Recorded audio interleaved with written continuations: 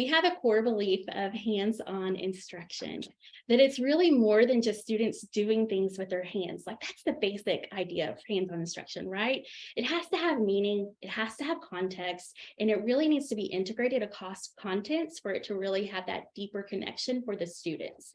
And so our approach for understanding is to begin with the end in mind. What do students need to learn to be successful? How will students be assessed? What kinds of things do we as educators need to make sure our students know in order to meet our goals?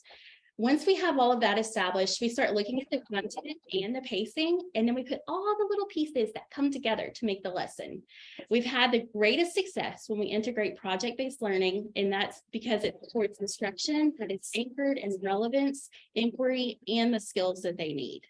So DeJuan Smith, one of our PBL instructors at our Global Leadership Academy, said that project-based learning allows for hands-on projects that challenge the students to take charge of their learning, giving students a better chance to retain what they have learned. Students love coming to BBL, which is a class at her school, because in here, learning is fun. And so while some of those skills are content-specific skills, many of them are STEM fluency skills. We're fortunate in Texas to have resources that highlight the STEM fluency skills that give us a progression and examples of what students need to learn. It includes things like collaboration, critical thinking, innovation, communication, resilience, project and time management, just to name a few. And they're skills that are transferable across contents, and that they're skills that industry partners want in their interns and their future employees too. So we don't just start at our focus spans the grade levels, and we have students as young as 3 years old, because in our district we have pre-K3 and pre-K4. So they participate in age-appropriate PBL lessons all the way, the whole span, to really develop that thinking.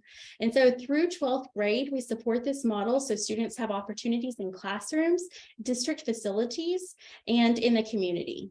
So in these pictures right here, you'll see students in our pre-K classes at our early education school through 12th grade learning to solve problems. And these are also great examples of students competing in career and technical student organizations. You'll notice in the far left and in the bottom right that students are building robots to compete in the regional and state competitions. Students are given a challenge or a task to solve, and they have to work backwards to solve it.